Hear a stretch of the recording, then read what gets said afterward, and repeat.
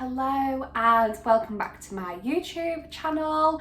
If you're just joining, hi, my name is Georgia Spence. I am a registered associate nutritionist with the Association for Nutrition. I think I should have that tattooed on my head because I must say that my sister always jokes about how much I say it. But I'm proud to do it. Yes, so this is my YouTube channel. I speak about a whole range of things. I talk about nutrition related things. I talk about home content, bargain hauls. It really is a bit of everything that I enjoy, to be honest. And you guys seem to enjoy, I think you all particularly enjoy my charity bargain hauls as well. I always get comments on and messages about them ones, so thank you. Really does mean the world to me when people message me to say that they like my content, because for me, like, I do it because I enjoy it, but to hear that you all enjoy it as well, like, it really does, yeah, it does mean an awful lot to me. So similar to that, if you do like this, hit the subscribe, hit the like, give me a comment, give me a message, whatever you have time to do. So yes, on a Tuesday, I do something called Taboo Topic Tuesdays. So there is a few topics, or multiple topics that exist that people are, people consider to be taboo. So by taboo, I mean topics that people are embarrassed to talk about, they feel that they can't talk about, they feel there's a stigma around these certain topics, and they don't want to talk to their family, friends, healthcare professionals, work colleagues about them. And I am here just to give my little 2p in on them and to really highlight that there is no topic that we should be ashamed to talk about. At the end of the day, we're all human, we all have different things, or we know people that experience things, and by doing this I'm hoping to bring a little bit of awareness to these topics as well, because often they're topics that go untalked about, and they sort of hit off the radar a little bit. So a couple of Tuesdays ago, I did do a topic that's very similar to this one, which was men's mental health. So this week is actually Eating Disorder Awareness Week, and the theme for 2023 this year is men's eating disorders in men, and this has been created because, again, there's that stigma talking about eating disorders, particularly in men. So as an overview, eating disorders are a serious mental illness that can affect anybody regardless of gender, age, ethnicity, education level, location where you live, culture, religion. Anybody, and I mean anybody, can have an eating disorder.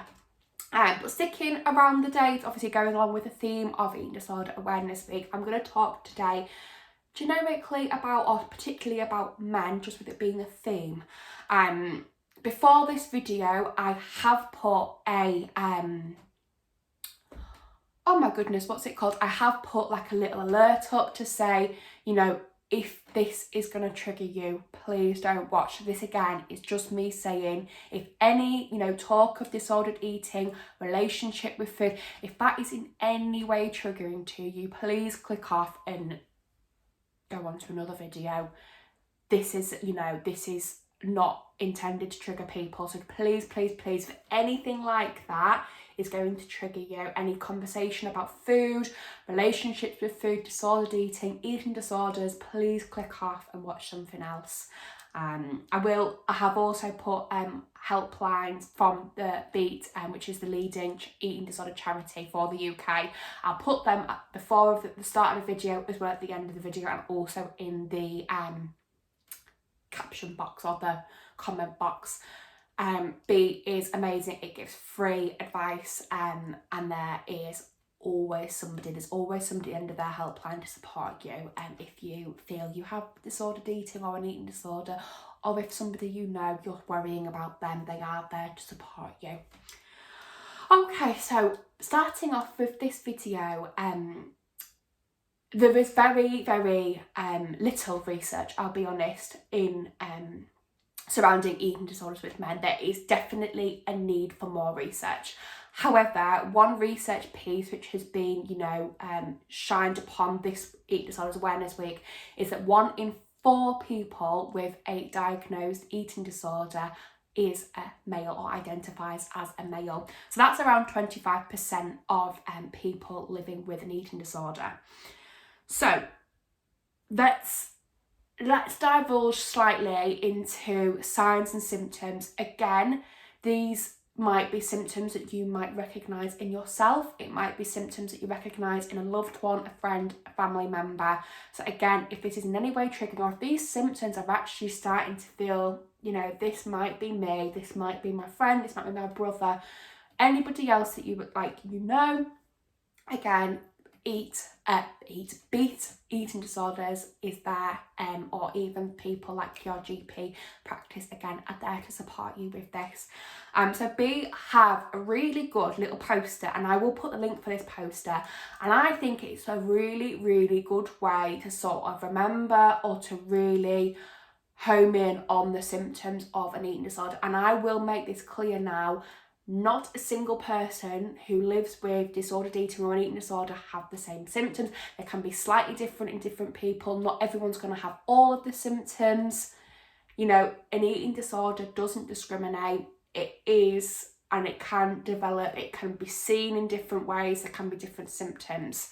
But like I say, Beat has I can't think of the word, but it's very similar. The words are very similar. They rhyme, and I think it's a really good way to sort of look and analyse an eating disorder as a whole as well. So lips, are they obsessive about food? Are you obsessive about food? Do they talk a lot about food? Is food always a topic on their lips? Oh, I've eaten this. Oh, I don't want to eat this. How many calories are in this? What helps fat content in this? Food. Is it always on their lips? Flips.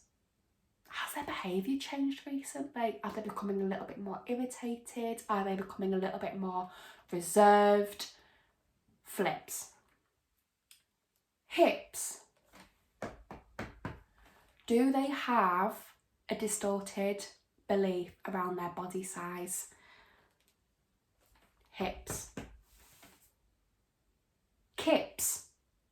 Do they need to sleep a lot? Have they got reduced concentration levels? Are they more fatigued? Do they appear more fatigued? Kips. Nips. Do they go to the toilet, or do they, vanish to the toilet after eating a meal? Nips. Skips, like a skipping rope. Are they excessively exercising, or have they recently started to exercise a lot more than they previously have? Skips.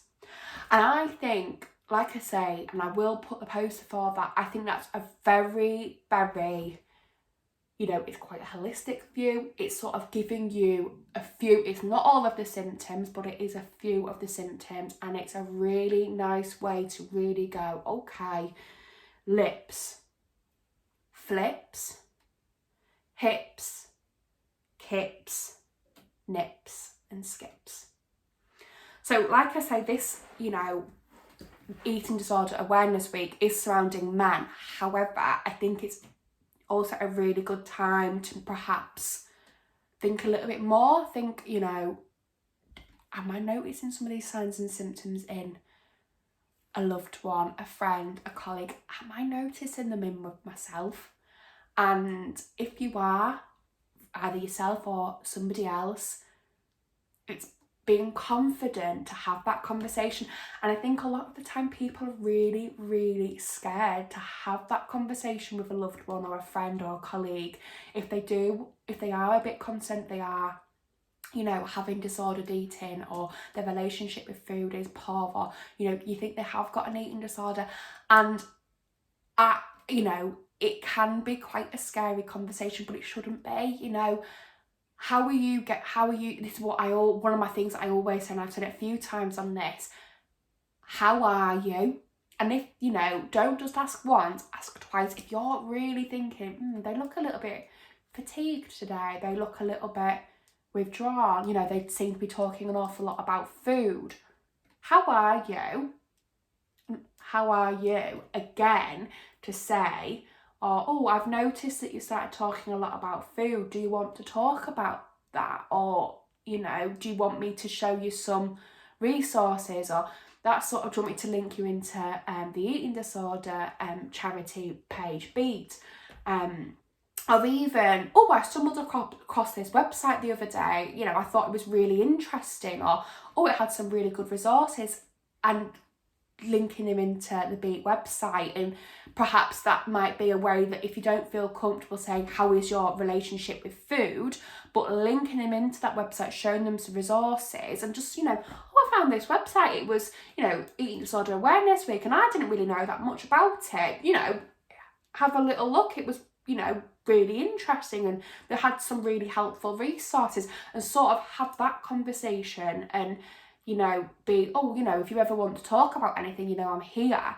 And I think having that open relationship, particularly with people that perhaps aren't as open about things as their mental health. Again, this is a topic that I have talked about, as I say, talking about mental health. It's so important. And there are different types of eating disorders. I think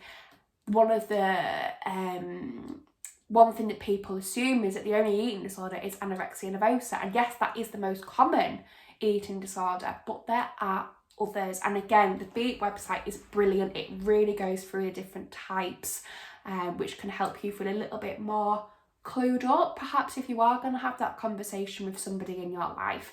It'll go through bulimia, binge eating, anorexia nervosa. There's all different information, and it's really easy information to read. It's not overcomplicated. It's not, sometimes if you're reading things, it can be like, I'm reading a textbook that I read in school or uni, and sometimes that can be really hard to digest, whereas this information, it's designed to be, it's an easy reading age. Some of the information that I do discuss, it might be a little bit difficult to read because it might hit home, or, you might be thinking, oh God, is that what so-and-so is going through? So, I would always say, again, if you're looking at that website and, you feel really a little bit, oh God, like a little bit uncomfortable, it's triggering for you, perhaps take 5 minutes. It might be easier for you to ring the helpline numbers that I will provide on this video, like I said, at the start and at the end, and in the comment box. But like I say, it's not something that we should shy away from talking about. It's a conversation that we should have more. We should be openly talking about relationships with food. I think diet culture and social media, and it really has such an impact on so many of us. And I think, again, it's that belief, it only happens to teenage girls. And again, eating disorders do not discriminate. It could happen to a middle-aged man. It could happen to a 12-year-old, 6-year-old, 5-year-old boy. It could happen to anybody. Really, if you take one thing from this video, eating disorders do not discriminate.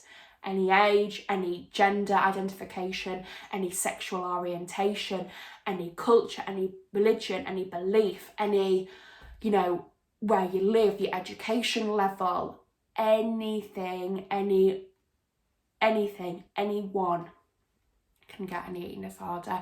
So let's stand up, because the more we talk about it and the more awareness we raise, the more these disordered eating or eating disorders are noticed, diagnosed, and that support is given to that individual that needs that support. So let's stand up, let's stand strong, and together we can beat it. We can, absolutely.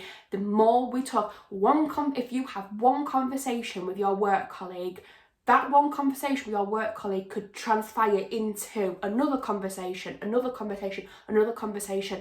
that could help one person, 2 people, 20 people who are struggling with their relationship with food to get help. So please, let's not be scared, embarrassed. There's a stigma that needs to stop. Let's get rid of that stigma. Let's shout it from the rooftops, and let's get our voices heard. Thank you so much for listening. Again, there is the Beat.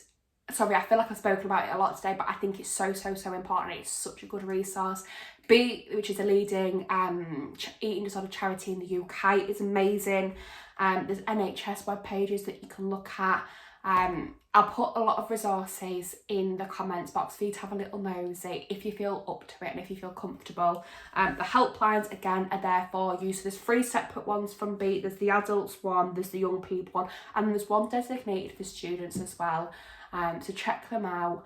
But any questions, please do let me know, and I will try my best to answer. If I don't know the answer, I will ask or signpost you to people that can answer that for you. But yeah, thank you so much for listening, and I hope that it was useful and interesting today.